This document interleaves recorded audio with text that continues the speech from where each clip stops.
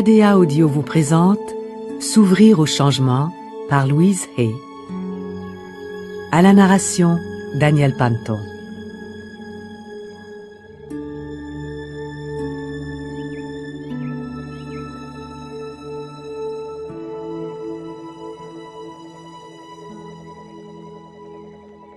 Bienvenue, je suis Louise Hay et je suis heureuse de partager avec vous les expériences majeures qui ont modelé et modifié mon système de croyances et surtout vous révéler comment il est possible de modifier son mode de pensée et sa vie.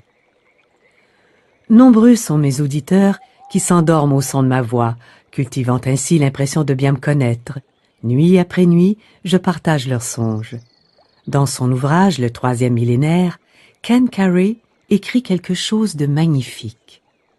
Les chaudes averses de la pensée nouvelle se déversent délicatement sur le sol de la conscience humaine.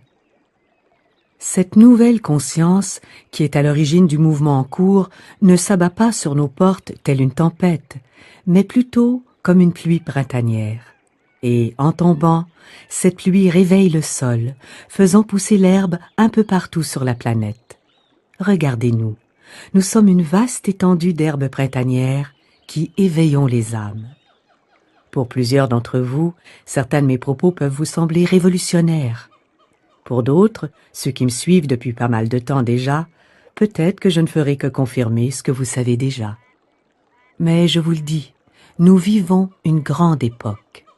Tant de choses nouvelles et magnifiques à apprendre se présentent à nous.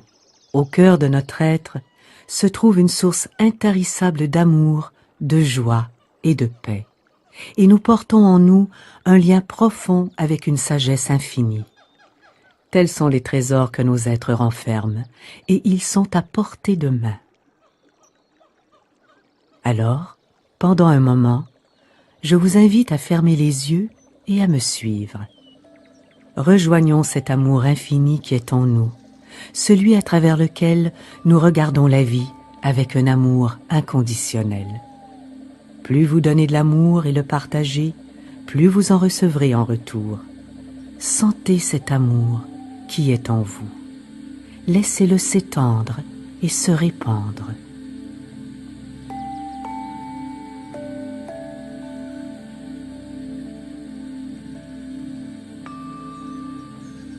Rejoignons cette joie intérieure, indescriptible et bouillonnante, où la joie de vivre s'impose en tout temps. Sentez cette joie frémir en vous. Elle grandit et s'étend.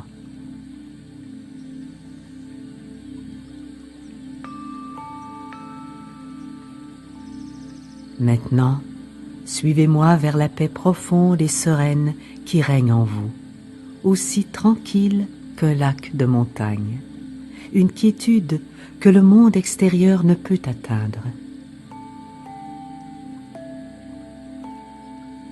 Sentez cette paix. Abordons maintenant votre sagesse absolue. Elle renferme toutes les réponses aux questions que vous serez amenés à vous poser au cours de votre vie. Tout ce que vous devez savoir vous y sera révélé. Tels sont les trésors que nous portons tous en nous.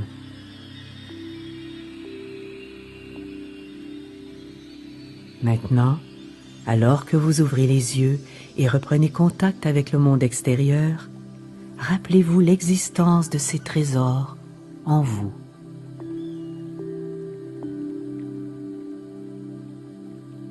Vous n'y ferez peut-être appel qu'une fois par jour, par semaine, par mois ou par an. Peut-être même en oublierez-vous totalement l'existence.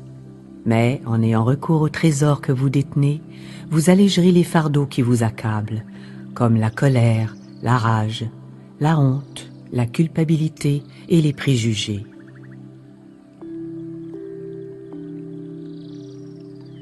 Vous n'aurez plus à vous infliger de maladie.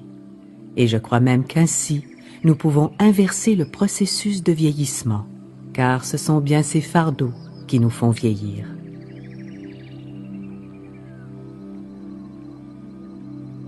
Une ou deux fois par jour, en vous levant le matin ou juste avant de vous coucher, placez-vous devant votre miroir, regardez-vous dans les yeux et dites Je suis plein d'un amour inconditionnel et aujourd'hui, je vais le partager.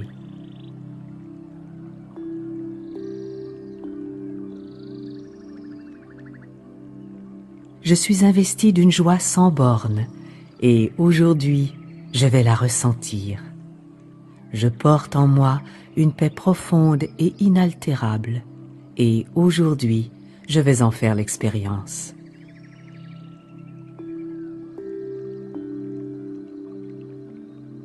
Je suis reliée à une sagesse sans fin et aujourd'hui, je vais écouter les réponses qu'elle m'apporte et m'a apportées. Telle est la vérité de votre être.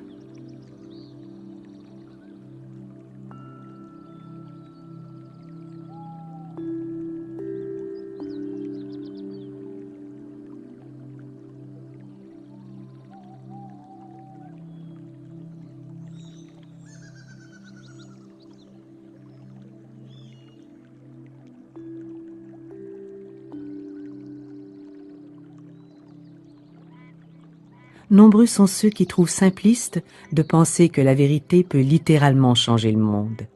Mais cette affirmation, si vous la répétez, est d'une grande force. Il y a tant de choses en nous que nous n'avons pas appris à utiliser par le passé.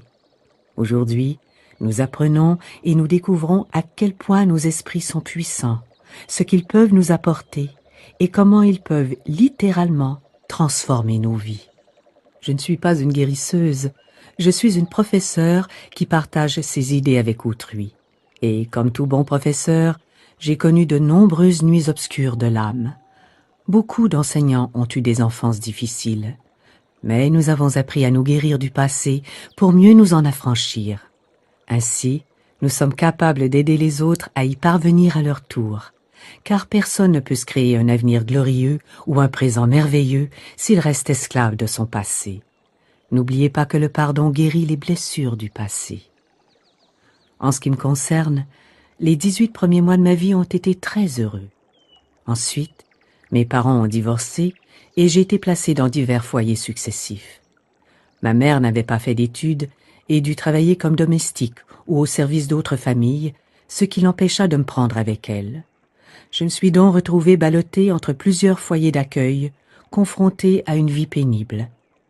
Ensuite, à l'âge de 5 ans environ, ma mère s'est remariée, désirant ainsi m'offrir un nouveau foyer. Malheureusement, elle épousa un homme très violent, et la vie devint pour ma mère et pour moi un enfer. Au même âge, je fus également violée par un homme du voisinage. Certains m'ont reproché ce qui s'était passé et ont déclaré que je faisais honte à ma famille. Il y eut néanmoins un procès et le voisin fut condamné à 16 ans de prison. Mais toute mon enfance, j'ai vécu dans l'angoisse que cet homme revienne me punir pour l'avoir envoyé en prison. Plus tard, alors que j'entrais dans l'adolescence, je fus victime de violences sexuelles de la part de mon beau-père, en plus des violences physiques. Alors, à 15 ans, convaincue que cela devait cesser, je me suis enfuie de chez moi. Seulement, mon éducation, le dénuement dans lequel j'avais grandi et tous les mauvais traitements dont j'avais fait l'objet m'avaient privé de toute estime de moi-même. Je n'en avais aucune, ni amour-propre, ni confiance en moi. J'étais socialement inapte. J'avais un tel besoin d'amour que si un jeune homme me passait le bras autour de la taille, je le suivais dans son lit. Et ainsi, moins d'1 an plus tard, je suis tombée enceinte et j'ai donné naissance à une petite fille. Aujourd'hui, quand je me penche sur mon passé, je suis fascinée d'être parvenue si jeune à trouver à ce tout petit être un bon foyer et une bonne famille. 5 jours après sa naissance, je suis définitivement sortie de la vie de ma fille. Je ne l'ai plus jamais revue. Quand je repense à cet épisode de ma vie, avec ma perception et ma compréhension actuelle des choses, je considère que cette petite fille devait rejoindre cette famille. Je n'ai fait que l'y conduire. C'est ainsi que je perçois les choses aujourd'hui. Mais à l'époque, avec mon manque d'amour-propre, je fus une fois de plus envahie par un sentiment de honte qui me prouvait à quel point ce que j'avais fait était terrible. La situation des jeunes filles mères est un sujet sensible et très controversé. Mais peu de gens semblent comprendre qu'une jeune fille qui s'estime et a confiance en elle ne laisserait personne la mettre enceinte. Nous devons faire en sorte que nos enfants débordent d'estime pour eux-mêmes et de confiance en soi. Ils auront besoin de ce bagage pour relever les défis qui se présentent dans leur vie. Si vous ne transmettez à vos enfants que la peur, ils deviendront impuissants et ne parviendront pas à s'en sortir. Pour ma part, j'ai continué mon chemin, mais n'accordant que peu de valeur à moi-même et à la vie, je n'ai attiré à moi que des hommes violents, enchaînant les emplois subalternes. Il m'a fallu beaucoup de temps pour sortir de cette spirale à cause de mon absence d'amour-propre. Mais les choses ont commencé à changer et à l'approche de la trentaine, j'ai épousé un homme formidable, un Anglais. Il m'a appris à vivre en société et j'ai passé avec lui 14 très belles années de ma vie. Et puis, un jour, il a demandé le divorce. Bien sûr, cela m'a laissé totalement abattue. Encore une fois, je me suis mise à penser que je n'étais pas assez bonne pour mériter mieux, que jamais je n'y arriverais. Je ne réalisais pas encore que la vie me donnait l'opportunité de débuter une toute nouvelle phase de mon existence. Ce fut une période très difficile. On dit que c'est quand l'étudiant est prêt que le maître arrive. En ce qui me concerne, le maître est apparu sous la forme d'un cours. Un ami m'a invité un soir à assister avec lui à une conférence. J'ai accepté. Et c'est ainsi que s'est littéralement amorcé le grand tournant de ma vie. Je venais d'avoir 40 ans et je me suis fait dire que si j'étais disposée à transformer ma façon de penser, je pouvais changer ma vie. C'est, je crois, la chose la plus importante qu'il m'ait été donné d'entendre. Et bien que je ne savais pas de quoi on parlait, ni ce que cela voulait vraiment dire, quelque chose en moi a dit oui. J'ai alors commencé à suivre des cours, à lire des livres et à écouter des cassettes, à prendre frénétiquement des notes et à étudier encore et encore. J'avais abandonné l'école et je n'avais jusqu'alors jamais étudié quoi que ce soit. Mais soudain, j'avais trouvé un sujet qui me fascinait totalement. La façon dont mon esprit fonctionnait et l'influence qu'il avait sur mon corps et sur mon existence. Je me suis donc lancée dans d'intenses études. Et avec le temps, ma vie commença à changer. Je m'affirmais de plus en plus, je réalisais des progrès et je commençais à atteindre ces états prometteurs où les petites choses de la vie se déroulent de façon satisfaisante. Je me sentais plutôt en confiance à l'époque et avec raison, tout se passait bien pour moi. Après un certain temps, je me suis mise à enseigner et à travailler avec d'autres sur la possibilité de changer leur perception et leur vie. Et puis, un jour, on me diagnostiqua un cancer. Et comme n'importe qui dans de telles circonstances, j'ai paniqué. J'étais terrifiée, pétrifiée. J'avais néanmoins certaines armes de mon côté. Je disposais d'outils avec lesquels je pouvais travailler. Je les avais identifiés en travaillant avec d'autres personnes. Je savais que le cancer prenait sa source dans la rancœur, une vieille rancœur profondément ancrée qui dévore votre corps avec le temps. Je me souviens avoir appelé mon maître pour lui annoncer la nouvelle de ma maladie, et lui de me répondre « Louise, tu ne peux pas avoir fait tout ce travail sur toi-même et mourir de cancer. Adopte une approche positive de la maladie. » Et je me rappelle m'être accrochée à cette phrase. Alors, je me suis mise à faire tout ce qui était en mon pouvoir pour affronter la maladie. Je ne devais pas accepter d'être opérée, comme les médecins le préconisaient, sans d'abord nettoyer mon corps de la forme mentale de la maladie. Sinon, j'allais m'embarquer dans une série d'interventions au cours desquelles mon corps allait être amputé et découpé jusqu'au dernier morceau. Car je ne crois pas que les médecins soient en mesure d'éradiquer totalement un cancer. Ce serait omettre que nous contribuons grandement à la santé de notre corps. Beaucoup d'hommes et de femmes subissent des interventions médicales et reprennent ensuite exactement leur vie comme avant, sans changer leur façon de penser, leurs habitudes et leur comportement. Alors, il n'est pas surprenant que la pathologie réapparaisse. Pour vaincre mon cancer, je me souviens avoir beaucoup prié et avoir multiplié les affirmations et les visualisations. Il m'arrivait plusieurs fois par jour de visualiser un cours d'eau pur et clair qui circulait dans mon corps, le lavant de toutes les cellules cancéreuses.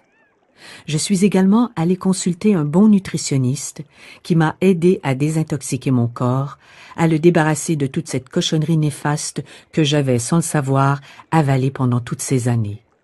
Ensuite, je suis allée voir un thérapeute pour désintoxiquer mon esprit de toutes les pensées négatives qui m'envahissaient depuis si longtemps.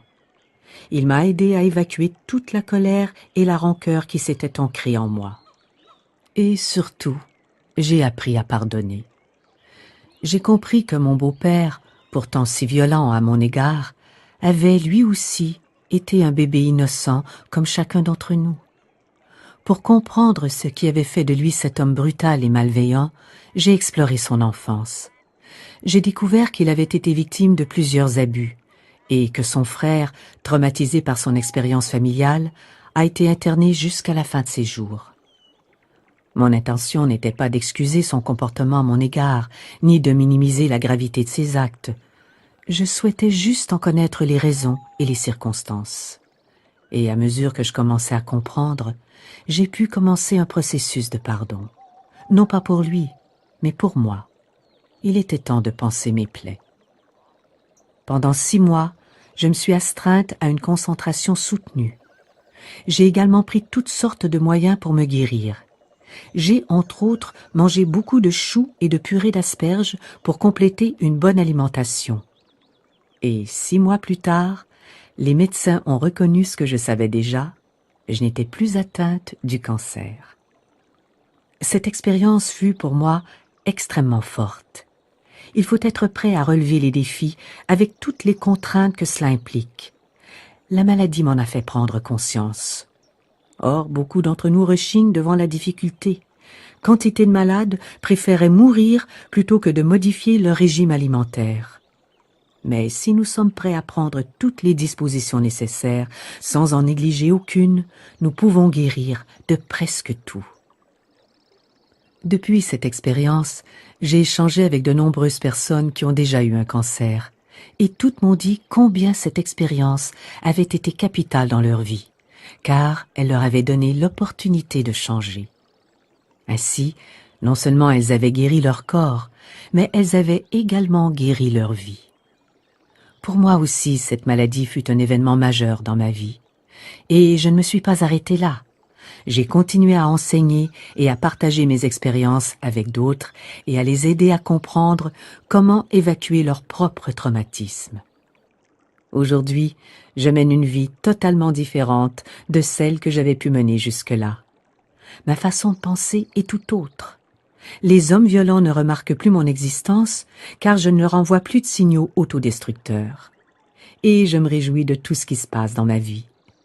Et je m'intéresse beaucoup à la manière dont nous vieillissons et aux raisons qui nous font vieillir. Nous traversons en ce moment une phase d'évolution importante. La vie humaine se développe par vagues, faite d'expériences formatrices et de changements, signes d'évolution. Et en ce moment, nous traversons une grande phase d'évolution. Mon propre travail m'amène dans plusieurs directions, dont l'une consiste à travailler avec les femmes et à les aider à assumer le vrai rôle qui est le leur. Une autre direction m'amène à travailler avec des aînés. Et je remarque que nous ne sommes plus obligés de vieillir comme nous le faisions jusqu'à maintenant. Il suffit de travailler sur la conscience et les systèmes de croyances, ceux issus de la société qui nous entoure et ceux qui nous sont propres. Il ne s'agit après tout que de pensées et d'habitudes que nous pouvons changer. Beaucoup d'entre vous ont déjà pris connaissance de mes livres, de mes conférences et ont entrepris d'apporter des changements à leur vie. Mais ce n'est pas le cas de tous. Je souhaite en priorité aider les femmes. Je voudrais qu'elles soient dignes, qu'elles estiment ce qu'elles sont et qu'elles aient confiance en elles.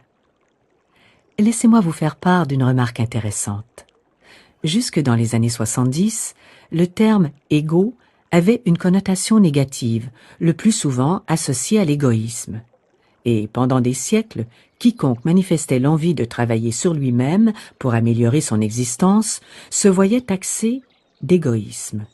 Il était donc impossible de le faire. Mais dans les années 70, quand un changement a commencé à s'opérer dans nos consciences, nous avons réalisé que travailler sur notre ego était indispensable. C'est sur lui que se fondent l'amour-propre, la dignité et la confiance en soi. Et nous en avons besoin si nous souhaitons réellement transformer nos vies. De la même manière, si les femmes retrouvent un certain amour-propre et une certaine confiance en elles, elles prendront une place plus importante dans la société. Pendant des siècles, elles ont subi les lubies et les croyances des hommes. Il est temps qu'elles commencent à exercer un pouvoir à leur manière, à reprendre le contrôle de leur vie. À mes yeux, l'amour-propre est la chose la plus importante qu'une femme doive développer. C'est essentiel à son bien-être. Quand nous aimons ce que nous sommes et que nous avons confiance en nous, nous n'acceptons plus les situations dégradantes ou de maltraitance. Pendant des siècles, les femmes ont été endoctrinées dans un monde dominé par les hommes et forcées d'adopter un certain comportement. On exigeait d'elles qu'elles soient de bonnes épouses et de bonnes mères. Aujourd'hui encore, beaucoup de femmes cultivent une rancœur face au rôle qu'elles se sentent forcées de jouer. Et très souvent, tomber malade constitue le seul moyen pour elles de s'y soustraire. Certaines personnes vont jusqu'à mourir pour échapper à leur rôle. Il est donc grand temps de mettre un terme à tout cela. Quelles que soient nos origines et les règles que nous ont dictées nos familles, que nous ayons été maltraités ou non, nous, les femmes, pouvons apprendre à aimer et à chérir ce que nous sommes dès aujourd'hui. Cela vaut également pour les hommes, mais c'est aux femmes que je préfère m'adresser aujourd'hui. Parce qu'en apprenant à aimer et à chérir ce que nous sommes, en tant qu'épouses et mères, nous transmettons automatiquement cet amour-propre à nos filles et aux filles de nos filles. Ainsi, nos filles n'accepteront plus d'être maltraitées, et nos fils seront respectueux de tous, y compris des femmes qu'ils rencontreront. Et parce que les femmes auront une bonne opinion d'elles-mêmes et qu'elles le transmettront à leurs enfants et aux enfants de leurs enfants, ces derniers ne connaîtront pas ce sentiment destructeur et dégradant que tant de femmes éprouvent aujourd'hui, à l'instar de nos mères et de nos grands-mères. Il est temps d'opérer des changements. Je ne suis pas là pour dénigrer la gente masculine. Je ne pense pas que ce soit une bonne chose à faire. Les femmes ne parviendront pas à vaincre leurs démons en accusant les hommes. La victime est toujours dans une position impuissante, et adresser des reproches aux autres nous maintient dans cette position. J'ai beaucoup de compassion pour les hommes. Ils sont, eux aussi, coincés dans leur rôle d'homme, avec leurs fardeaux et leurs problèmes. Apprendre aux petits garçons à ne pas pleurer et à ne pas avoir de sentiments est pour moi une forme de maltraitance et de torture. Car nous sommes faits pour avoir des sentiments. Nous avons tous des larmes pour pouvoir pleurer. Et pour voir un homme pleurer, il suffit de lui offrir un espace de confiance et de l'amener à parler de sa relation avec son père. Très souvent, vous l'entendrez évoquer des regrets et de la tristesse, des non-dits et des actes manqués, et toutes ces fois où il aurait souhaité entendre « je t'aime » plutôt que le silence. Hommes ou femmes, nous portons tous nos fardeaux et nos problèmes. Mais revenons aux femmes. Je préconise un guide pour aider toutes les femmes à réussir leur vie en leur proposant un nouveau paradigme. Toutes les femmes du monde doivent resserrer le lien qui les unit. Elles doivent se soutenir et s'encourager de toutes les manières possibles. Parce que décourager autrui, quel qu'en soit le motif, revient à se décourager soi-même d'une manière ou d'une autre. En revanche, si vous vous soutenez et encouragez autrui, la vie, à son tour, vous soutiendra et vous encouragera. Je souhaiterais également travailler avec les aînés. J'envisagerais même de créer le mouvement des aînés éminents. Le jeunisme est très présent dans la culture occidentale et nous négligeons les personnes âgées. Néanmoins, nous allons tous vieillir. Ce que nous bâtissons aujourd'hui, nous aurons à le subir dans l'avenir. Il est donc grand temps de briser les stéréotypes qui pèsent sur le vieillissement. Nous devons revoir totalement notre conception de l'âge et celle que la société véhicule. Notre espérance de vie a grandement évolué depuis pas mal de temps maintenant. Dans la Rome antique, les hommes vivaient jusqu'à la fin de l'adolescence. Une fois qu'ils s'étaient reproduits, déjà, il était presque temps de disparaître. Même en 1900, l'espérance de vie était de 49 ans. Et en l'espace d'un siècle, elle est passée à 80 ans. Si nous avons été capables de faire un tel bond en 100 ans, pourquoi ne pourrions-nous pas repousser l'espérance de vie jusqu'à 125 ou 150 ans? C'est une question de projection. La science commence à découvrir qu'il n'y aurait peut-être aucune limite à la vie. Une étude universitaire a été menée il y a quelques années aux États-Unis sur l'âge mûr. Et il en est ressorti que l'âge auquel nous pensons atteindre l'âge mûr détermine l'âge auquel notre corps commence à se détériorer. Si vous croyez entrer dans l'âge mûr à 40 ans, c'est à cet âge que vous commencerez à ressentir le vieillissement. Si pour vous l'âge mûr démarre à 50 ans, c'est à 50 ans que vous commencerez à vous dégrader, et ainsi de suite. Mais alors, que se passerait-il si nous fixions l'âge mûr à 75 ans? Quelle différence cela ferait-il? Le corps suit l'esprit et ne peut faire autrement. Nos pensées et nos paroles sont incroyablement puissantes. Nous sommes au cœur d'une période d'évolution majeure. Les femmes accèdent au pouvoir et les aînés vivent de plus en plus vieux. Nous allons tous vivre plus longtemps. Tous, à moins que vous souhaitiez mourir tout de suite. À nous, toutefois, de décider comment nous souhaitons vieillir, heureux ou malheureux. Nous avons tous déjà entendu dire « Oh, ce n'est plus de mon âge ». Cette expression devient totalement caduque, car nous sommes en train de découvrir que nous pouvons faire toutes sortes de choses dont nous nous pensions incapables par le passé. Récemment, dans une université de Pennsylvanie, des personnes âgées de 80 à 90 ans ont été soumises à un entraînement d'haltérophilie, et les participants ont découvert qu'ils pouvaient ainsi revigorer leur corps.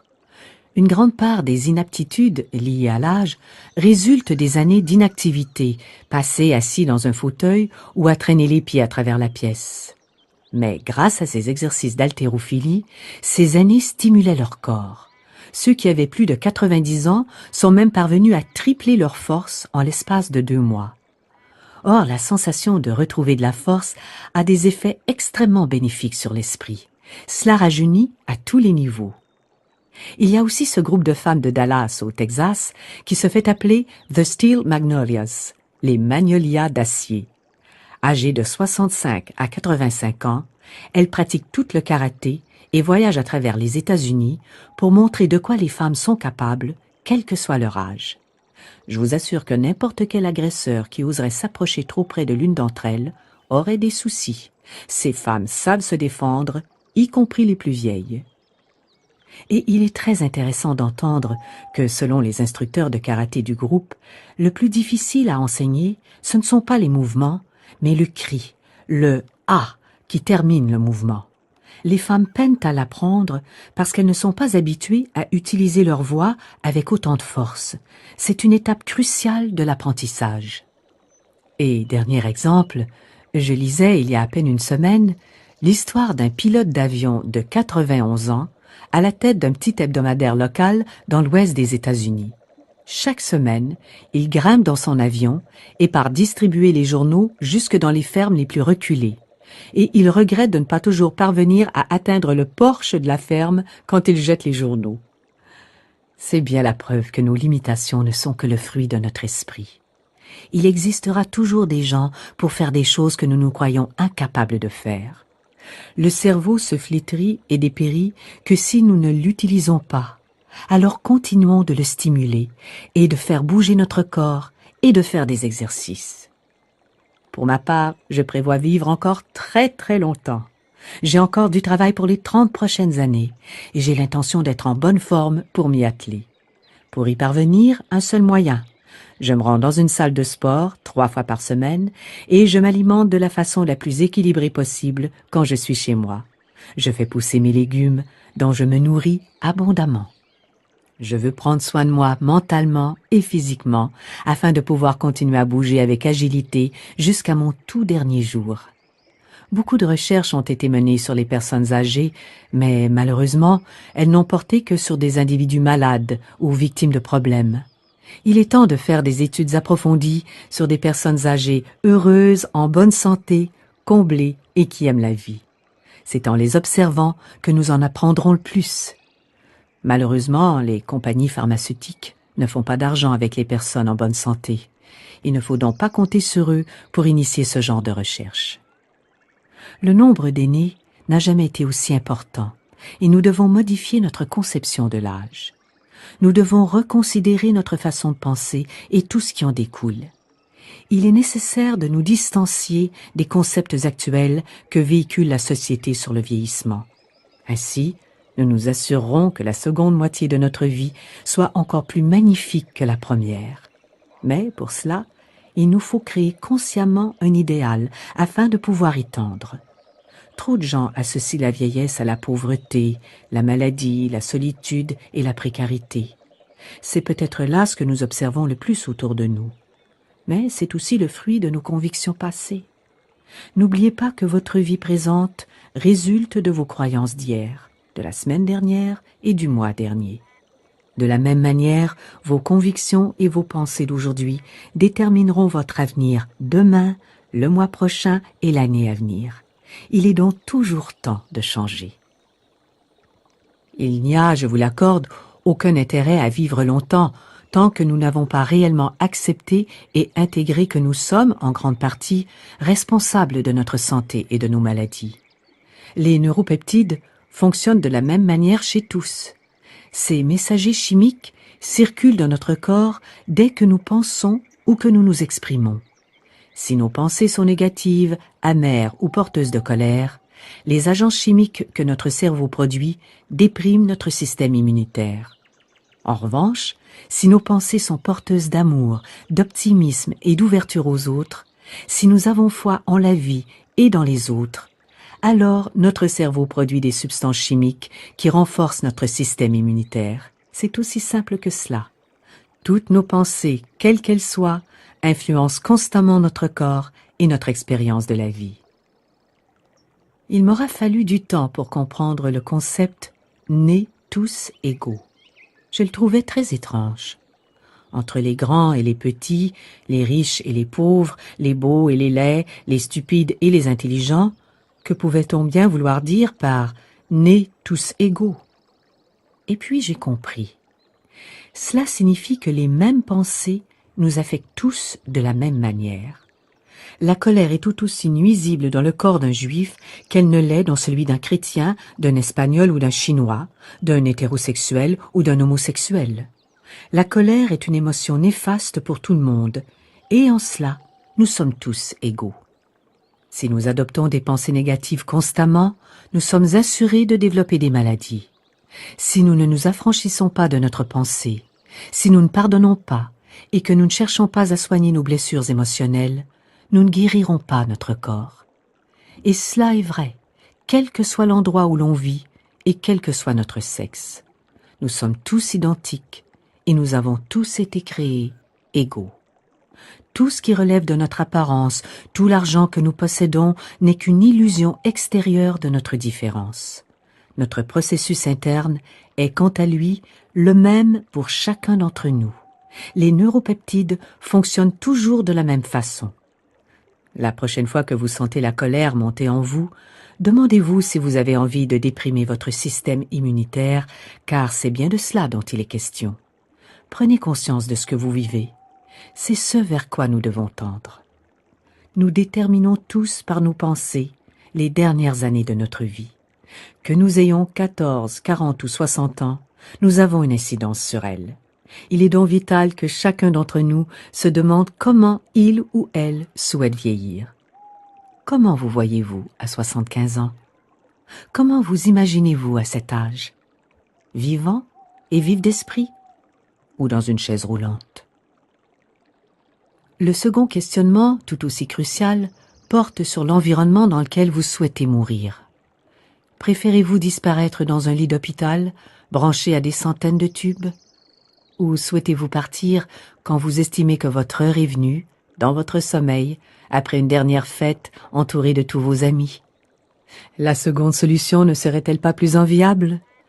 Nous sommes constamment en train d'œuvrer pour notre avenir et nous devons l'anticiper, car notre conduite actuelle aura un impact important sur la qualité de notre vie future alors que nous serons vieillissants. J'aimerais que nous devenions tous d'éminents aînés, puisant dans les trésors que nous portons tous en nous. Si vous avez confiance en vous et dans la vie, si vous ne doutez pas d'être pourvu d'un amour absolu, si vous avez confiance de votre joie débordante et de votre paix intérieure inaltérable, si vous savez qu'en vous se trouvent toutes les réponses dont vous avez besoin et que toute connaissance nécessaire vous est révélée, alors, peu importe ce que sera votre avenir, il sera bon. Vous évoluerez dans l'existence sans heurts et confiant. Parvenir à cet état demande un certain temps, bien que, théoriquement, il suffise d'un instant pour l'atteindre. En fait, tout dépend de notre désir réel de vouloir nous émanciper des concepts tribaux et de toutes les barrières héritées de notre éducation.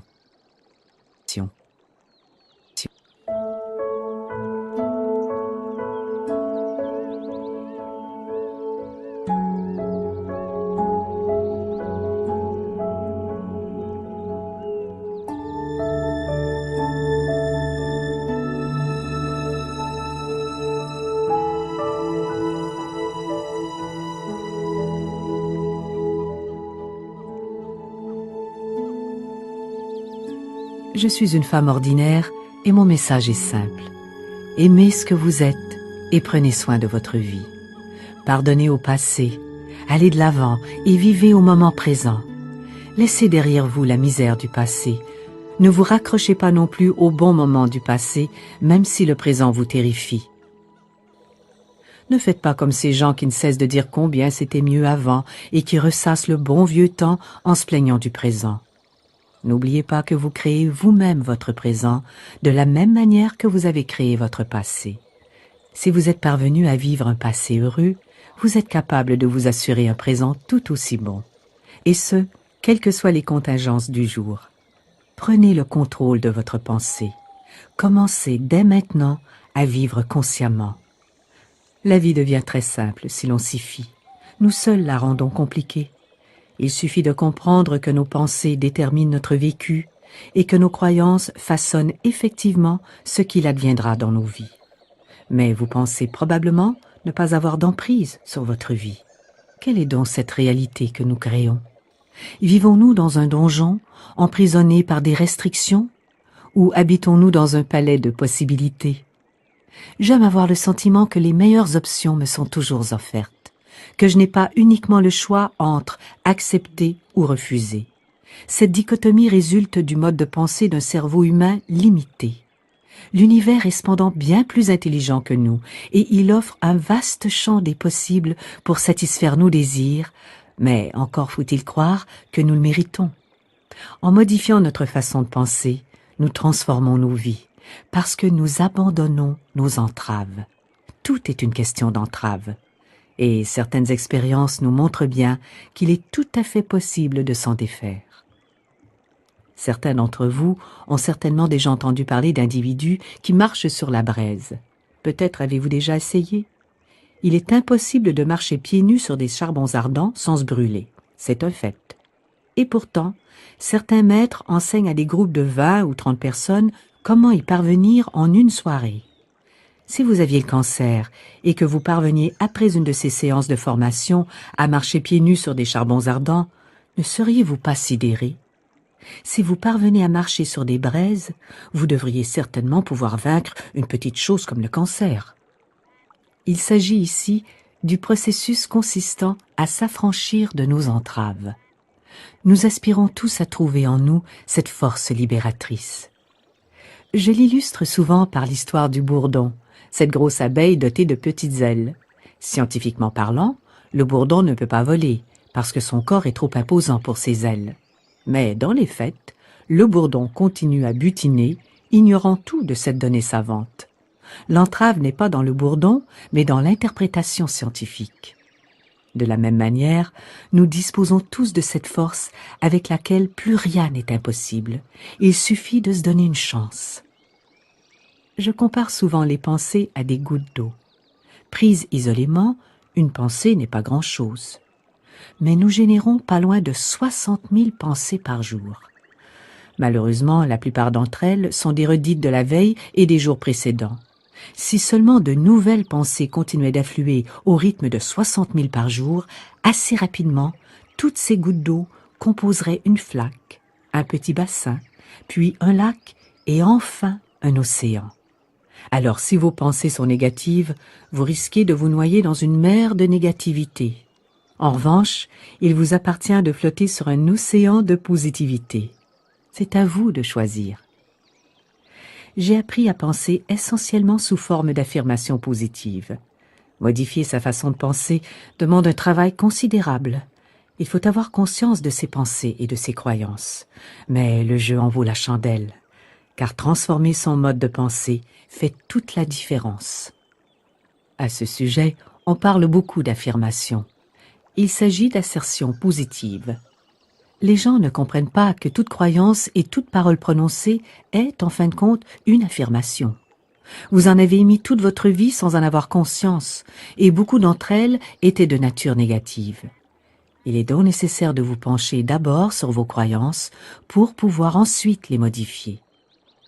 C'est pourquoi je vous invite à prendre une grande feuille de papier et à y inscrire ce que vous croyez sur les hommes, puis sur une autre page, ce que vous croyez sur les femmes. Faites aussi une liste de vos convictions quant aux enfants, à la vie, au travail, à l'argent, au mariage, aux relations humaines, à la santé, à l'âge, à l'Église, à la famille, et ainsi de suite. Procédez spontanément, écrivez tout ce qui vous passe par la tête, peu importe si cela vous semble stupide. Vous aurez peut-être besoin d'une semaine pour compléter ces listes. Une fois terminées, ces listes vous surprendront. Certains éléments vous sembleront improbables, d'autres vous laisseront incrédules. Mais si vous y avez pensé, c'est bien qu'une partie de vous y croit. Ensuite, tâchez d'identifier dans vos listes tous les éléments négatifs et prenez la décision ou non de les éliminer, de vous en affranchir. Demandez-vous si vous souhaitez que ces croyances régissent votre vie. Si c'est le cas, tournez-les en affirmations positives. Dans ces listes, vous reconnaîtrez les éléments qui vous soutiennent. Ce sont les croyances bienveillantes à votre égard et les plus puissantes. Vous identifierez également les convictions qui vous minent. Ce sont celles qui vous empêchent de réaliser vos souhaits. Beaucoup d'entre nous vivons avec des entraves héritées de notre conscience passée, de nos parents et de leurs croyances, de l'école, du corps enseignant et de l'église que nous fréquentions. Tant de limites nous ont été imposées. Pour m'y soustraire, voici une affirmation positive à laquelle j'ai souvent recours. Je m'affranchis des entraves érigées par mes parents. Je m'en affranchis maintenant. Même les meilleurs parents du monde s'imposent des limites. Or, nous aspirons tous à l'existence la plus pleine et la plus épanouissante possible. Pour ce faire, il faut se déconnecter de ces entraves. Imaginez que vous débranchez votre corps de la batterie de tubes qui vous reliait au passé et qui vous maintenait sous sa coupe. Nous avons besoin de toute notre énergie, de retrouver nos esprits et notre force. Tant que nous serons dépendants de notre passé, nous serons incapables de modifier notre avenir. Il est primordial de recourir aux outils que nous avons à notre disposition. Ce peut être un livre, un cours auquel assister, une conférence à suivre, un enregistrement à écouter. Utilisez ces ressources. S'il s'agit d'un livre, ne vous contentez pas de lire puis de reprendre votre vie d'avant. Si, de cet enregistrement, vous parvenez à tirer une phrase pour la mettre en pratique et travailler dessus, vous améliorez votre existence. Mais pour cela, il faut tirer profit des outils qui sont à notre disposition. Ayez confiance dans le processus de la vie. De la même manière que notre corps aspire toujours à une santé optimale, la vie sera toujours là pour nous si nous avons confiance en elle et si nous nous fions à son pouvoir. J'aime à penser que le processus de la vie est toujours prêt à intervenir en ma faveur. Cela m'a pris du temps pour le découvrir, et ça ne m'empêche pas de rencontrer encore des difficultés. Tout le monde a des difficultés. Seulement, j'ai appris à y faire face différemment, et j'aimerais partager cela avec vous, et je souhaiterais y rallier le plus grand nombre. Quand un problème survient, une fois l'émotion passée, je m'empresse de me dire « Tout est pour le mieux. De cette situation ne sortira que du positif. Je vais bien. » Et je répète cela plusieurs fois. Tout est pour le mieux. De cette situation ne sortira que du positif. Je vais bien. Je le répète jusqu'à ce que l'air qui m'entoure soit purgé de négativité et que la vérité de la situation me soit dévoilée. Ainsi, je donne également à l'univers une chance de trouver une solution. Cette méthode fait des miracles. Cela peut prendre de multiples formes, comme par exemple un coup de téléphone. Mais quoi qu'il en soit, un événement surviendra, parce que vous avez libéré votre esprit du problème et que vous avez reconnu votre vérité. Cet exercice est très puissant, très puissant.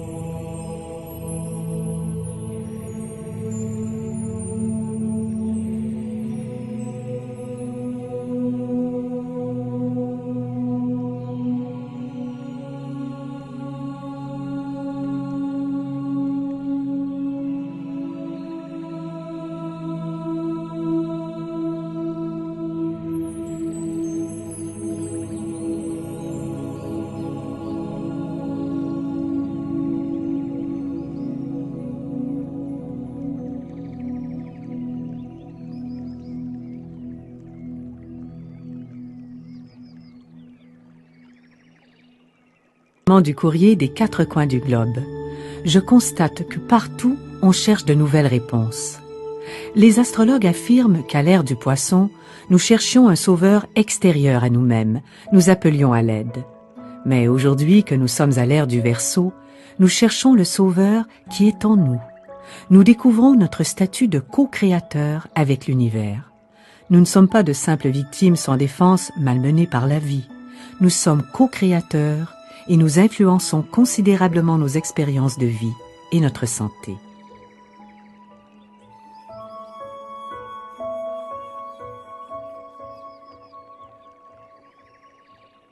J'ai également constaté ce phénomène magnifique qu'est la formation de groupes d'auto-assistance. C'est devenu une nouvelle norme sociale. Des individus confrontés à des problèmes similaires se rassemblent pour chercher ensemble des solutions. Il ne sert à rien de se mettre à plusieurs pour se lamenter et se plaindre. En revanche, si vous cherchez des solutions, tous les membres du groupe sont susceptibles d'améliorer votre existence. Je vous encourage encore une fois à identifier vos croyances par le biais de listes, à observer les barrières que nous avons nous-mêmes édifiées pour nous empêcher de vivre la vie pleine et riche qui nous est promise. Ceci non pas pour nous blâmer, mais parce qu'il est important de savoir en quoi nous croyons avant de nous lancer dans un quelconque changement. Ensuite, développer certaines lignes de conduite. Et pour commencer, cessez toute critique. C'est absolument vital. Critiquer n'a jamais eu d'effet salvateur, ni autour de nous, ni en nous. Aimons ce que nous sommes et acceptons-nous. Il est difficile de changer sous l'effet du reproche. Par contre, pour celui ou celle qui est aimé, tout changement devient facile. Car nos critiques ne sont pas seulement dirigées vers les autres, mais également vers nous-mêmes. Et cela ne nous est d'aucune aide. Ce que nous critiquons chez les autres n'est, en fait, que le reflet de ce que nous n'aimons pas chez nous. Autre ligne de conduite importante, ne vous faites plus peur. Combien de fois vos propres pensées vous ont-elles terrorisé? Arrêtez cette pratique si peu aimante. Laissez vos pensées devenir votre meilleur allié en vous soutenant de toutes les manières possibles. Impliquez-vous dans la relation que vous avez avec vous-même. Elle est suffisamment longue pour en valoir le coup. Ne vous grondez pas. Réveillez-vous plutôt le matin, excité à l'idée de vous retrouver. Vous avez été tellement bon avec les autres. Nous privilégions nos relations avec les autres au point de nous négliger la plupart du temps. Consacrez-vous du temps. Considérez-vous comme quelqu'un que vous aimez profondément. Je vous suggère de commencer votre journée en vous postant devant votre miroir pour vous dire « Je t'aime. Que puis-je faire aujourd'hui pour te rendre heureux ?» C'est une excellente manière de commencer sa journée. Combien de personnes peuvent se targuer d'entendre une telle déclaration au réveil? « Je t'aime. Que puis-je faire aujourd'hui pour te rendre heureux ?» N'attendez pas que quelqu'un d'autre vous le dise, faites-le. Prenez soin de votre corps. Nous souhaitons tous vivre longtemps et être en forme. Multipliez les attentions envers votre corps. Et instruisez-vous. Nous en avons tous besoin. Nous pensons ne pas être capables de faire telle ou telle chose, mais nous sommes intelligents et les sources de savoir disponibles sont innombrables. Livres, enregistrements audio et vidéo, cours et conférences, tout cela est disponible et il y a tant à apprendre. Pour ma part, je sais que chaque jour qu'il va m'être donné de vivre sur cette planète, je vais apprendre quelque chose de nouveau, car je suis avide de savoir. Chaque matin, au réveil, j'affirme mon désir d'avoir plus de discernement aujourd'hui que je n'en avais hier. Par ailleurs, il est vital pour chacun d'entre nous de se bâtir financièrement un avenir, peu importe où vous commencez. Les femmes doivent jouir de leur propre argent. Apprenez des affirmations qui vous y aideront. J'ai moi-même beaucoup parlé de cette question. Je viens de milieux très pauvres, mais tout cela est aujourd'hui derrière moi. Voici une affirmation à laquelle j'ai souvent recours. Mon revenu ne cesse de s'accroître et chacune de mes initiatives m'apportera prospérité. N'oubliez pas que vous êtes acteur de vos défaites personnelles. Développez votre côté créatif positif. Nous ne sommes pas tous en mesure de devenir des architectes, des artistes, des chanteurs ou quelque chose de ce genre. Certains d'entre nous ont un côté créatif très simple. Mais il est important que nous le manifestions de façon positive, car autrement, il devient une expression négative, au moins en pensée. C'est le cas pour certains d'entre vous, en tout cas. Mes pensées négatives ont, pendant un certain temps, fait preuve de beaucoup de créativité. Je veux parler de pensées comme la vengeance ou toutes ces choses merveilleuses qui n'apportent que des problèmes. Alors, ne bridez plus votre créativité positive. Construisez-vous un monde fondé sur la joie et le bonheur. Et je ne parle pas d'un monde auquel vous êtes extérieur, mais de votre monde. Nous sommes en mesure de trouver la joie et le bonheur dans tous les aspects de notre vie, à condition de les chercher. La vie est très amusante, vous savez. Développez un rapport spirituel fort avec la vie. Certains peuvent faire appel à la religion, d'autres préféreront la quête intérieure et solitaire en pratiquant la méditation et en s'ouvrant aux réponses qui se présentent. Peu importe le moyen, ce lien spirituel est vital. Je ne suis pas croyante, mais la spiritualité compte beaucoup pour moi.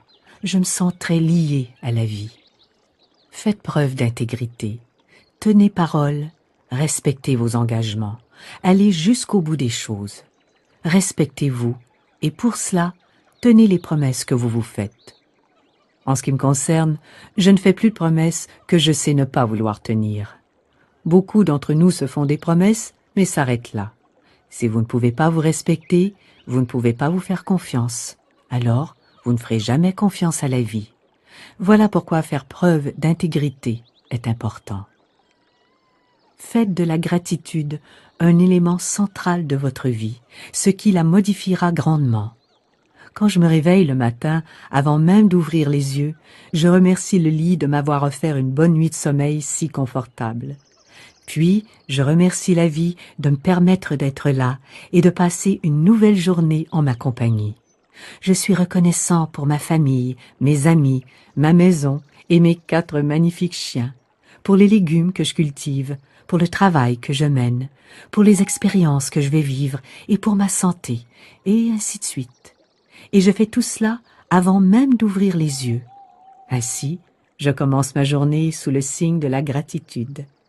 La vie aime les personnes reconnaissantes, ce qui vous donne encore plus de raisons d'être reconnaissant.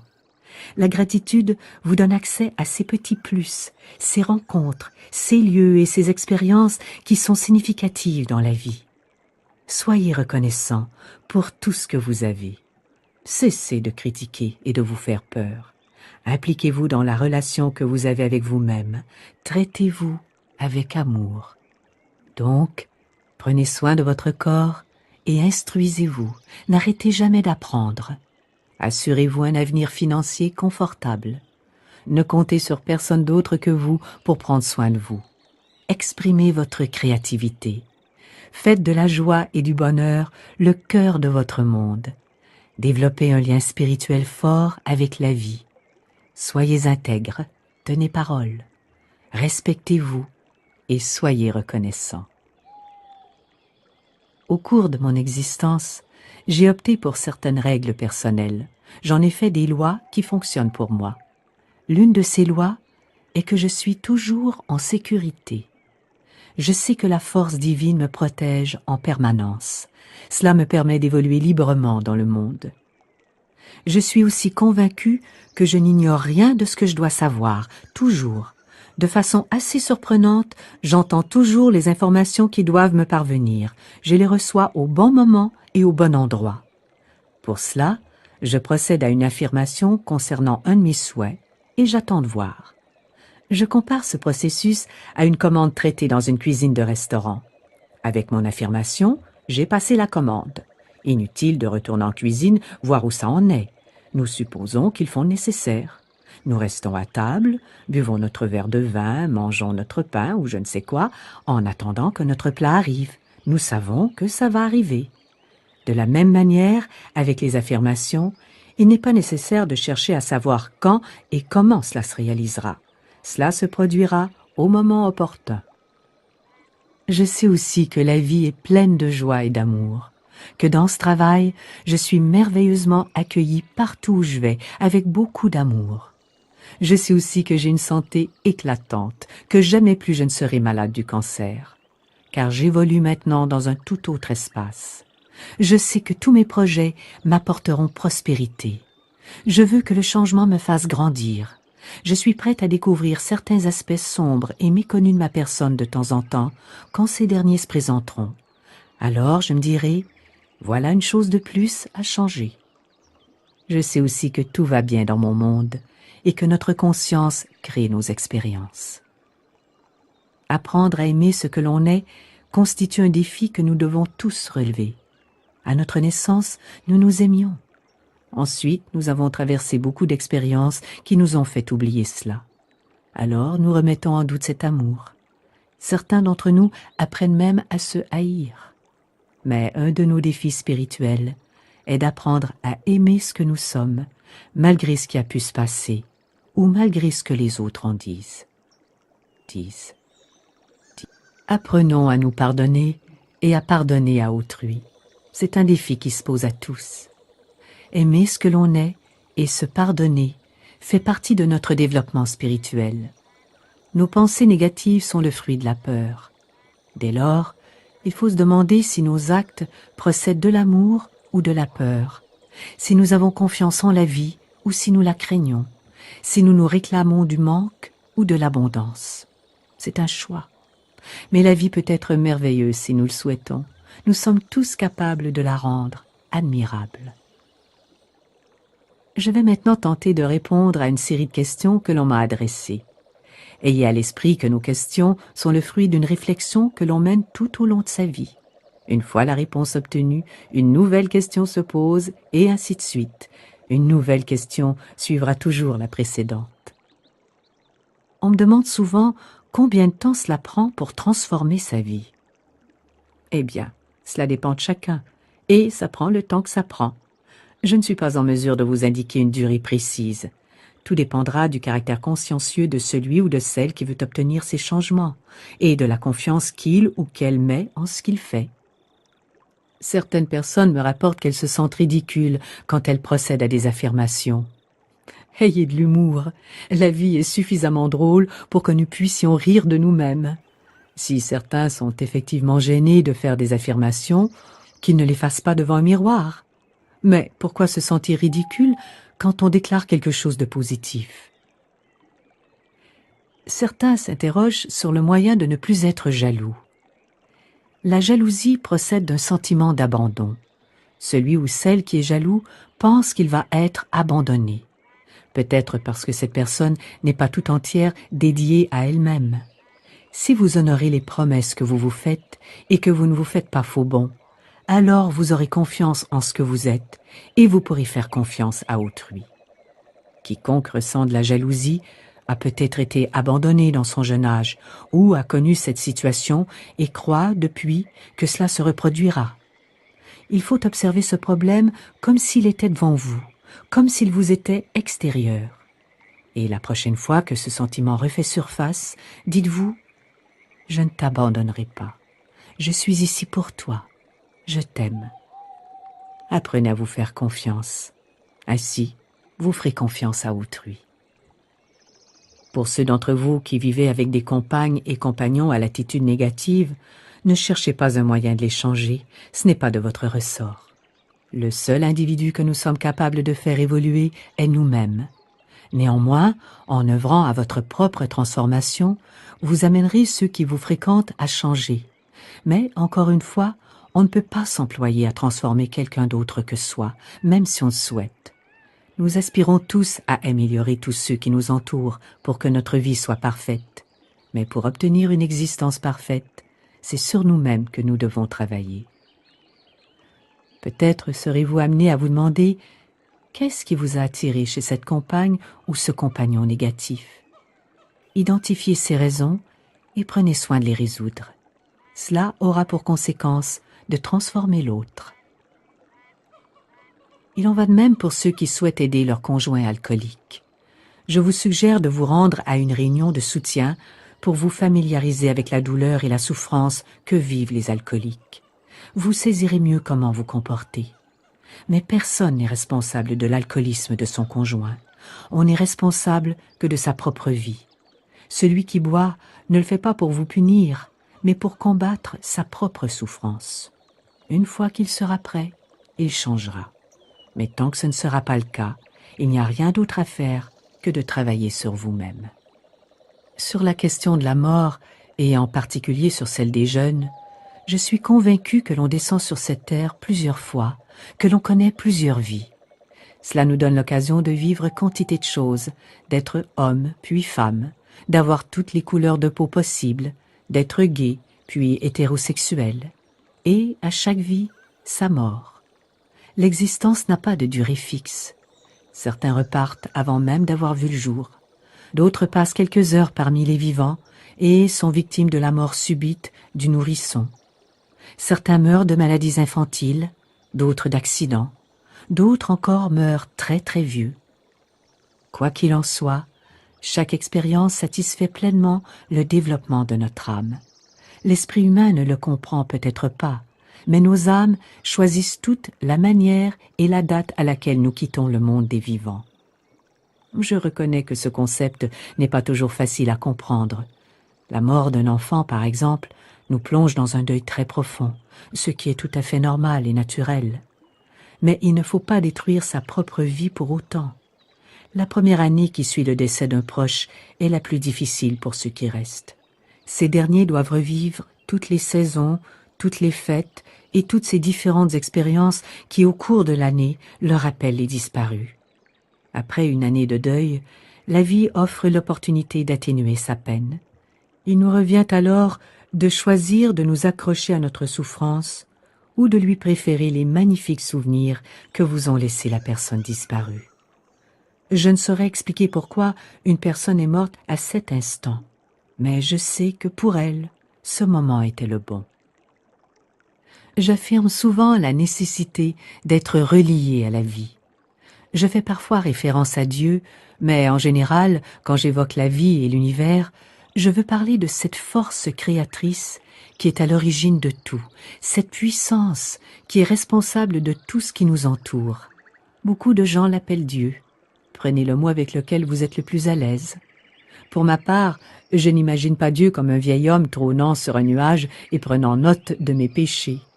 Je visualise plutôt une force qui déplace le soleil et les étoiles, qui fait battre mon cœur, qui sait faire pousser les fleurs, qui fait toujours de son mieux pour nous rendre la vie merveilleuse, quels que soient nos choix. Je ressens de manière très vive le lien spirituel qui existe entre nous tous et la force qui nous a créés. Comment peut-on se débarrasser de la colère? Pour commencer, il est très difficile de s'affranchir totalement de la colère. En revanche, il est plus facile de dissoudre certaines émotions négatives une fois que vous les comprenez. La colère est une réaction face à d'autres individus qui ont fait ou font quelque chose de mal. S'il s'agit d'un événement passé, ne vous en préoccupez plus. Rappelez-vous que nous sommes co-responsables de nos expériences de vie et que toute personne qui y figure reflète nos propres croyances. Ainsi, quand vous relevez quelque chose qui n'est pas juste et que vous ressentez de la colère, demandez-vous quelle est votre part de responsabilité. Ceci, non pas pour vous attribuer les torts, mais pour commencer à comprendre le processus de la vie. En ce qui me concerne, il m'arrive d'être en colère comme tout le monde, mais ça ne dure jamais bien longtemps.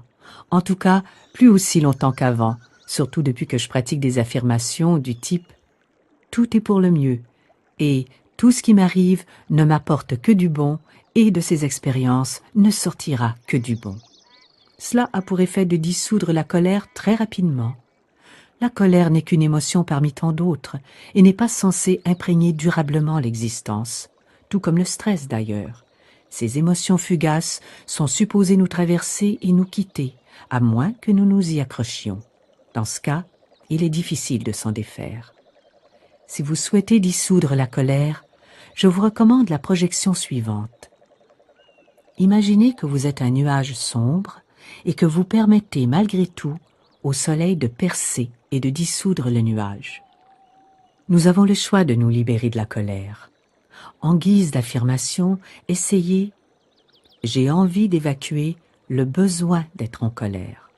Répétez cette affirmation, elle finira par devenir votre vérité. Je reconnais que ce processus n'est pas facile. Notre aspiration à avoir toujours le dernier mot est tenace.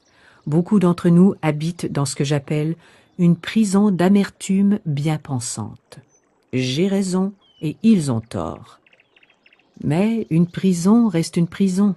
Si nous nous enfermons dans cette attitude, toute évolution devient impossible. Une de mes lectrices m'a demandé pourquoi elle continuait à grossir bien qu'elle suivait mes conseils. D'un point de vue pragmatique, on aime manger parce que la nourriture est bonne. Mais plus sérieusement, l'excès de poids procède très souvent d'une mauvaise habitude ou d'un besoin de protection.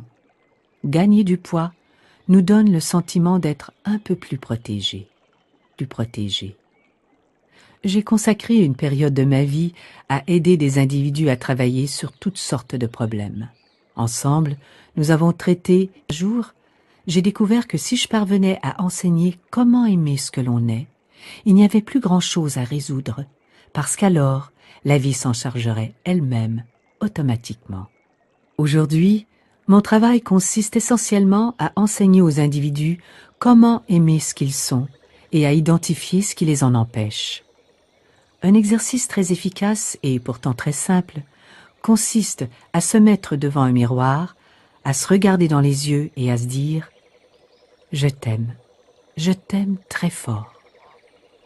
Prêtez alors attention aux pensées que cela génère. Parvenez-vous à sourire et à vous sentir bien, ou êtes-vous envahi par la gêne? Qu'est-ce qui traverse votre esprit? Faire des affirmations devant un miroir permet de passer au travers de nos blocages très rapidement. On sait tout de suite ce que l'on pense. Il ne reste plus qu'à changer ses pensées en affirmations positives. Pour ceux qui rencontrent des problèmes de poids, je pense qu'une part de vous se sent très fragile et que la nourriture vous rassure et vous permet de vous sentir protégé. Aimez ce que vous êtes et aimez-vous comme vous êtes. Tenez-vous nu devant votre miroir et dites-vous « Je t'aime beaucoup ». On me demande quelques indications pour réussir professionnellement. Je dois d'abord vous dire que j'ai des convictions très fortes en la matière. Je pense que quiconque se lance dans les affaires avec pour seul objectif de faire de l'argent est voué à l'échec. Si l'argent est le seul fondement de votre entreprise, attendez-vous à rencontrer des difficultés. En ce qui me concerne, ma maison d'édition est aujourd'hui florissante, mais quand je l'ai démarrée, je me suis d'abord demandé « Comment puis-je aider autrui? En quoi puis-je aider ?» J'aime imaginer toute transaction comme une manière de se bénir les uns les autres et de s'apporter prospérité. Si vous prenez amoureusement soin de vos clients, que vous répondez à un besoin et que vous aidez réellement autrui, alors selon moi, vous réussirez automatiquement. En revanche, si vous vous lancez dans une affaire avec pour seule motivation l'appât du gain, vous aurez des difficultés.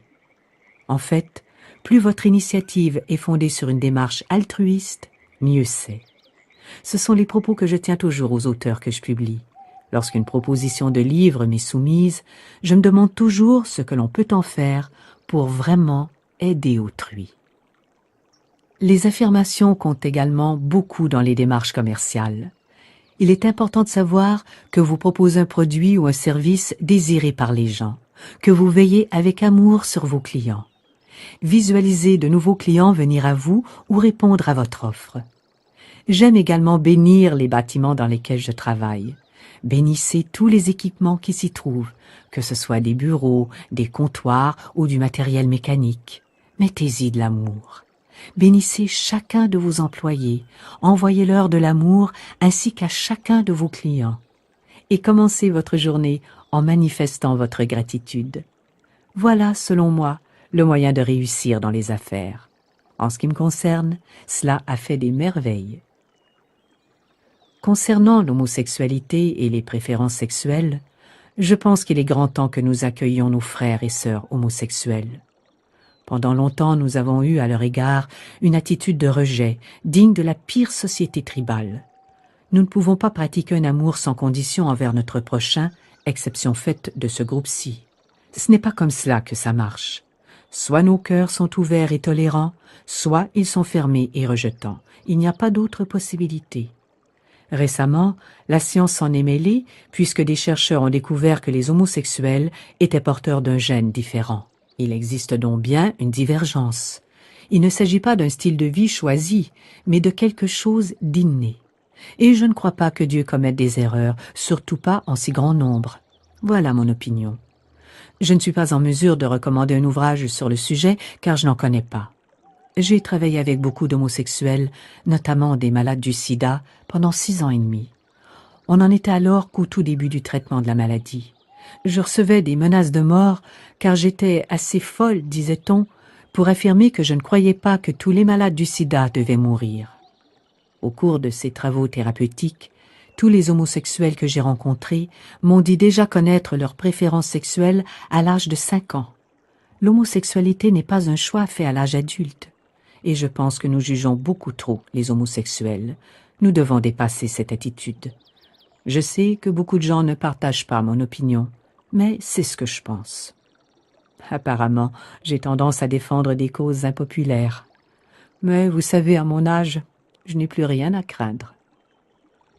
Revenons au pardon. Comment pardonner et comment savoir si on a pardonné? Pardonner revient à se libérer d'une charge négative que l'on destine à quelqu'un ou à quelque chose. Cela ne veut pas dire qu'on minimise l'acte d'autrui. Ce qu'il a fait est parfois insupportable. Le geste est atroce. Mais vous pardonnez à l'expérience que cela vous a fait vivre. Cette expérience, vous vous en émancipez, vous pansez vos plaies. Si vous cultivez le ressentiment, l'amertume ou l'envie de vous venger, vous entretenez une plaie profonde qui résulte du passé et qui ne guérira pas. Or, c'est bien vous qui avez besoin d'être guéri. Une fois que vous aurez pardonné, vous ne porterez plus cette charge négative. Peut-être parviendrez-vous même au stade où vous remercierez celui ou celle qui vous a blessé pour avoir contribué au développement de votre âme, car tout ce qui vous arrive participe au développement de votre âme. Et c'est un concept que l'esprit humain a de la difficulté à accepter. En matière de pardon, je trouve que le travail du miroir est très efficace. Assoyez-vous devant un miroir et adressez-vous à la personne à qui vous souhaitez pardonner. Munissez-vous d'une boîte de mouchoirs, car il est probable que vous pleuriez. Le pardon est libérateur, et avec le fait d'aimer ce que l'on est, ce sont là 2 des principaux défis spirituels que nous devons relever au cours de notre passage sur Terre.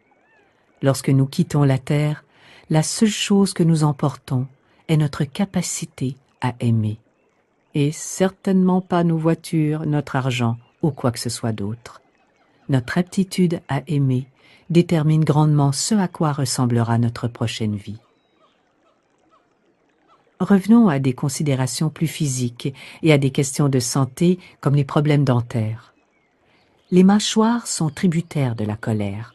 On les écrase, on les serre, on les fait grincer dans notre sommeil. C'est une question de tension. La peur peut affecter toute partie de notre corps. Elle nous met en alerte. En revanche, l'amour peut, lui, détendre le corps tout entier. Si vous rencontrez des problèmes de mâchoire, vous devez probablement éprouver beaucoup de difficultés à trouver le sommeil la nuit. Avant d'aller vous coucher, je vous encourage donc à vous dire « Je t'aime, je te pardonne, tu peux dormir en paix ». Si vous faites cela tous les soirs, vous devriez commencer à vous libérer de vos problèmes de sommeil. Vous évacuerez la colère qui est en vous. Encore une fois, la gratitude peut nous être grandement utile pour évacuer ces troubles. À la question « Qui est Dieu ?», comme je le disais plus tôt, je pense que Dieu est une force, une énergie. Il existe quantité d'opinions divergentes sur le sujet et tout le monde y trouve son compte. Mais en ce qui me concerne, je pense qu'il s'agit d'une force. Concernant l'au-delà, je ne suis pas une autorité compétente pour vous dire ce qui se passe après la mort, mais je crois que nous vivons plusieurs vies, un grand nombre. Je me suis toujours imaginé la fin de ma vie comme celle d'un spectacle. Sur scène, le rideau tombe. Je me rends alors dans ma loge, je me démaquille, me déshabille et je quitte la loge totalement nue. Derrière la porte, je suis accueillie avec beaucoup d'amour par un nouveau metteur en scène doté de nouveaux textes. et je me lance dans de nouvelles répétitions pour une nouvelle pièce. On me donne un nouveau costume. Voilà comment je m'imagine la mort. Après être arrivés sur Terre, nous passons par une phase d'apprentissage et nous traversons notre lot d'expériences.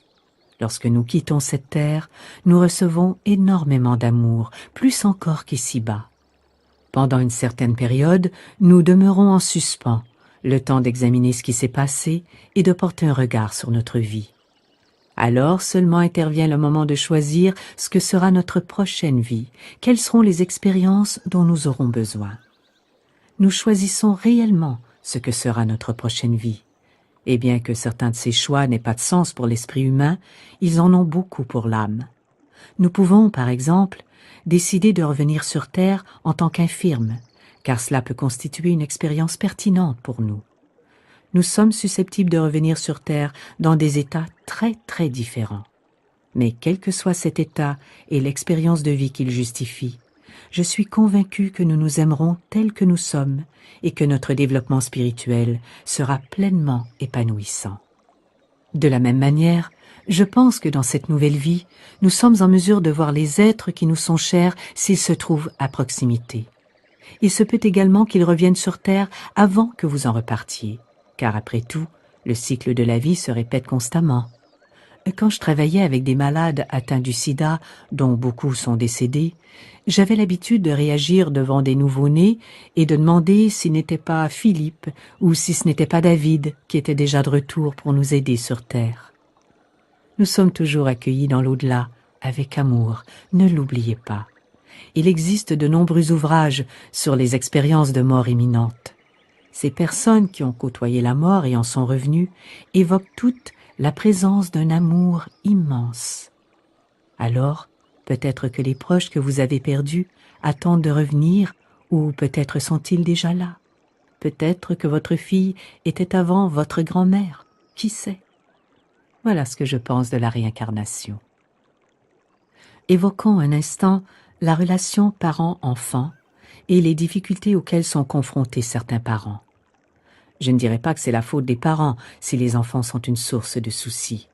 Néanmoins, les enfants réagissent toujours à l'atmosphère émotionnelle qui règne chez eux, à l'environnement dans lequel ils grandissent et à l'ambiance entre leurs parents. Au cours de l'enfance, ce sont nos parents qui nous enseignent ce qu'est l'amour, selon la manière dont ils nous traitent et celle dont ils se comportent l'un envers l'autre. Toutefois, la vie d'aujourd'hui est particulière. L'environnement extérieur est, pour les jeunes, une grande source de sollicitations et de tentations. Mais je pense que cela fait partie de notre évolution spirituelle. Si vous rencontrez des problèmes avec votre fils, je n'ai pas de solution à vous donner. Mais je sais que le travail le plus important que vous pouvez accomplir est d'apprendre à aimer ce que vous êtes. Ne vous enracinez pas dans la souffrance, évacuez la douleur et aimez ce que vous êtes. Alors vous montrerez l'exemple à l'enfant qui vous pose problème. La meilleure chose que nous puissions faire pour nos enfants est d'aimer ce que nous sommes, car nous leur montrerons alors combien il est important qu'ils aiment ce qu'ils sont.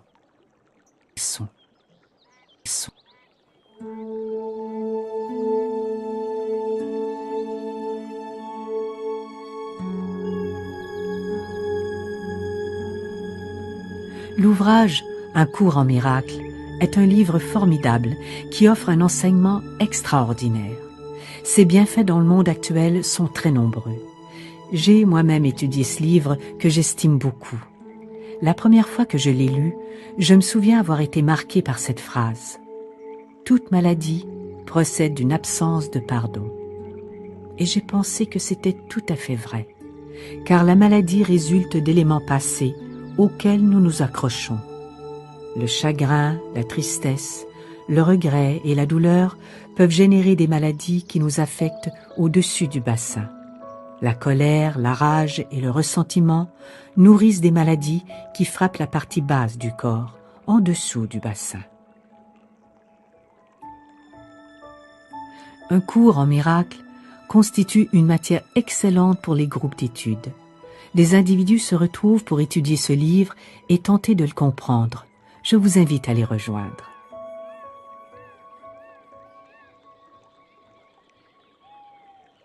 On me demande comment savoir si l'on évolue spirituellement. Cette question est inutile. Vous savez que vous évoluez spirituellement quand votre vie commence à mieux se dérouler et quand tout problème semble se régler de lui-même. Vous êtes alors connecté spirituellement. Prenez conscience de l'existence du corps, de l'âme et de l'esprit, presque comme un triangle que nous devons maintenir en harmonie. Quand ils sont tous les trois en parfait équilibre, notre vie va pour le mieux. Le développement spirituel n'a pas seulement une dimension religieuse, il englobe tout. Votre vie tout entière est spirituelle. Nous ne sommes pas des êtres humains qui, à l'occasion, traversent une expérience spirituelle. Nous sommes des êtres spirituels qui avons choisi de connaître une expérience humaine. C'est là une manière tout à fait différente de voir la vie. Aimez ce que vous êtes en toutes circonstances. Vous vous développez spirituellement. Nous sommes tous en train de le faire. Une fois, une infirmière m'a questionné sur l'aide que l'on peut donner à un patient en phase terminale. Certaines personnes sont également confrontées à des douleurs telles qu'elles se demandent ce qu'elles ont bien pu faire pour mériter cela. Cela m'attriste toujours d'entendre des gens se rendre coupables de la maladie qu'ils endurent. Cela ne les aidera en rien à guérir. Les individus qui souffrent beaucoup cultivent souvent une grande part de culpabilité. Or, la culpabilité recherche la punition, et la punition crée la douleur.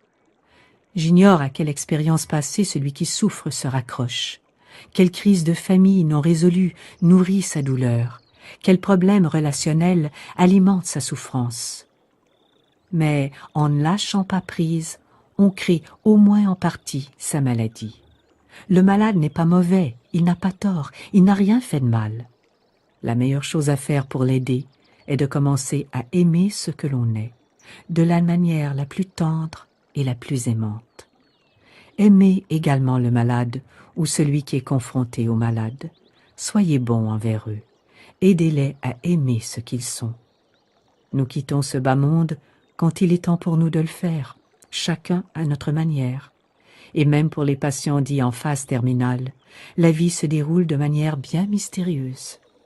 La guérison est susceptible d'intervenir à tout moment. Les miracles sont légion. Sur le rôle des vies antérieures et le lien qu'elles auraient avec nos pensées négatives, je ne prête pas d'intérêt au karma des vies passées. Il est intéressant de s'y pencher, mais je déplore que beaucoup de personnes s'en servent comme d'un échappatoire, prétextant que, comme ce qu'ils vivent est le fruit d'une vie antérieure, ils doivent s'y résigner dans cette vie-ci. Ce n'est pour moi qu'un échappatoire, ça ne résout rien. Que l'expérience prenne sa source la semaine dernière, l'année de vos 12 ans ou 2 vies avant celle-ci ne compte pas. Ce qui importe, c'est le moment où l'on décide de s'affranchir de ce passé et d'évacuer les pensées négatives qui y sont liées pour s'offrir un nouveau départ. Alors, ne vous emballez pas trop sur la question des vies antérieures. Revenons un instant sur le défi que constitue le décès soudain d'une personne jeune. Savoir si la mort arrive au bon moment ou non procède d'un jugement purement humain. Si une personne meurt, c'est qu'elle était censée mourir. Son âme s'y était engagée, elle en avait décidé ainsi. Pour moi, et je me répète, il est important d'aimer ceux qui partent, de vous en rappeler avec tendresse, de faire votre deuil et ensuite de passer à autre chose. La vie n'est pas faite pour être plongée dans un état de deuil permanent, même si le défunt demeure dans votre cœur. La mort est une étape difficile. Elle fait partie du défi d'aimer ce que l'on est et de pardonner.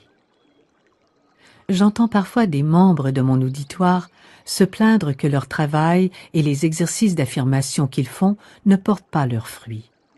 Je vous le répète, dressez des listes de vos croyances, tous sujets confondus.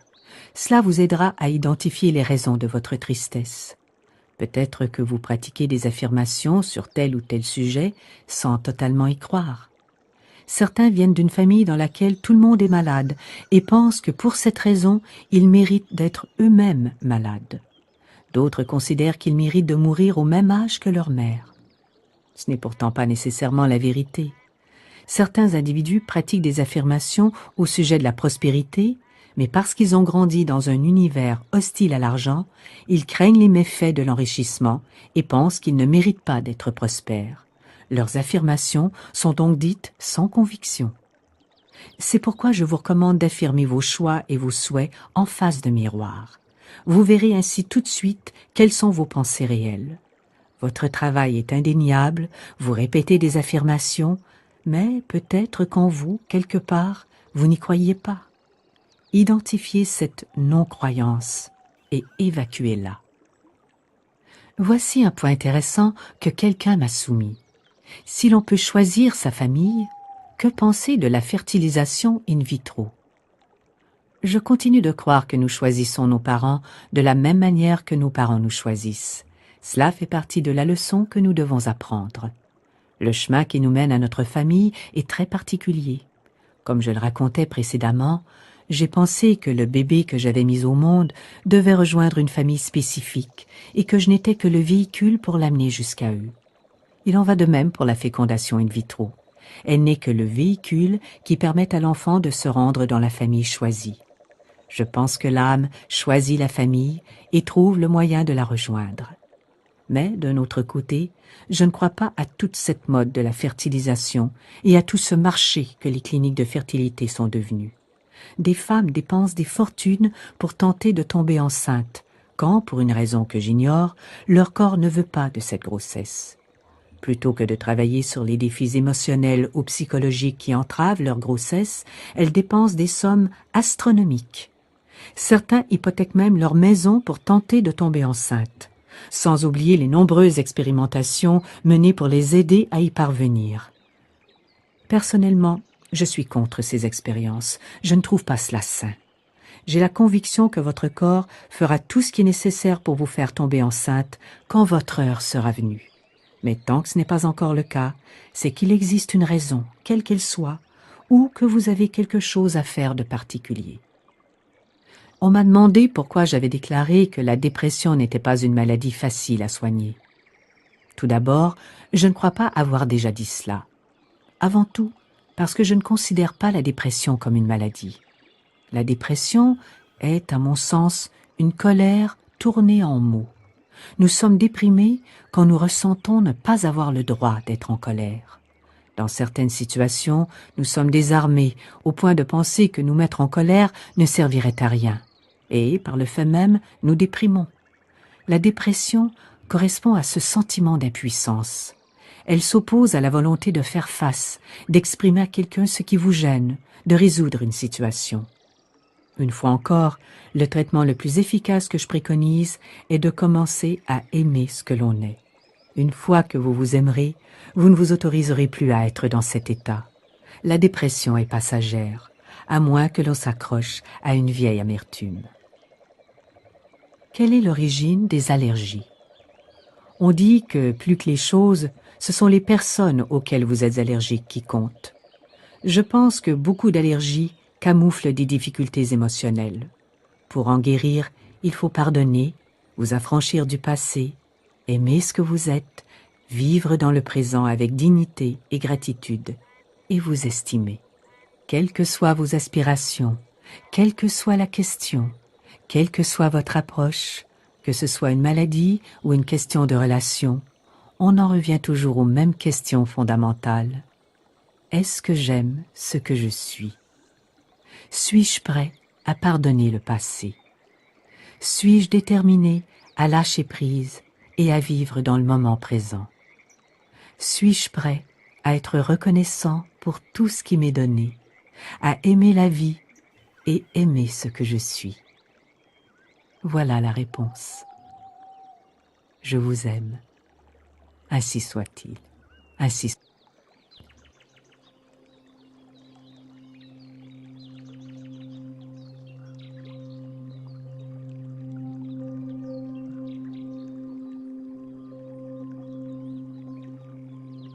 ADA Audio vous a présenté S'ouvrir au changement par Louise Hay. À la narration, Daniel Panton. Transcription et traduction, Frédéric Moreau. Correction et révision, Daniel Panton. Assistante à la production, Chantal Paquin. Réalisation, musique et enregistrement, Louis Lachance, assisté de Thierry Doucet.